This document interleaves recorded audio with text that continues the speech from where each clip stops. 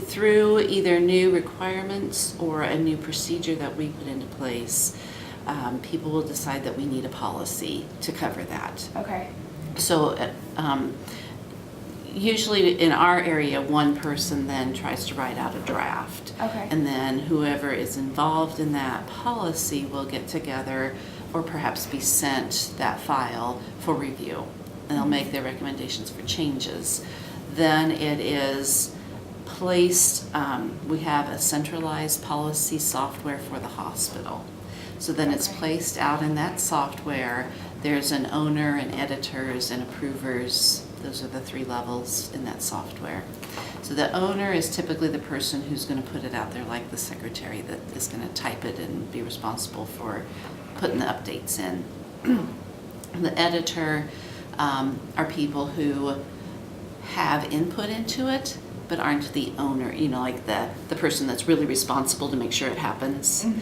So, like right now, our Joint Commission person has asked to be an editor of every single policy in the hospital. Now, she's retiring. She's worn out so after reviewing all those policies. So we'll see if the next person in decides to do that too.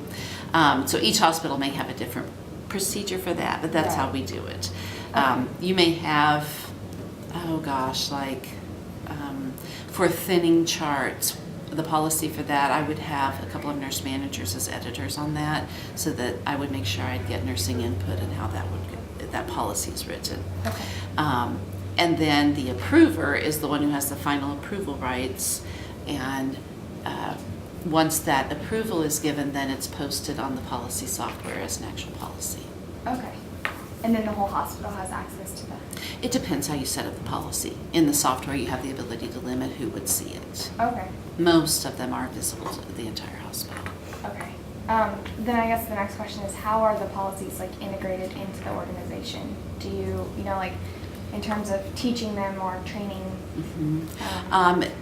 Each, different ones have different requirements. Mm-hmm. So our policy software has the ability to send out an email to either a select group of people or to every employee.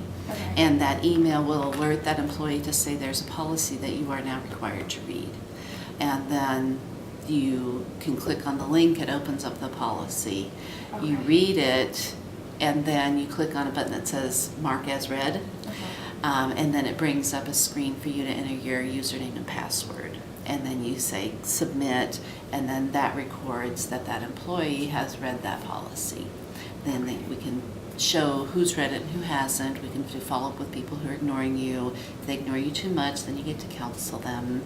And that's an easy way then to get everybody in the organization to have access to the policy, to read it, and you don't have to go around and personally train each individual. Right.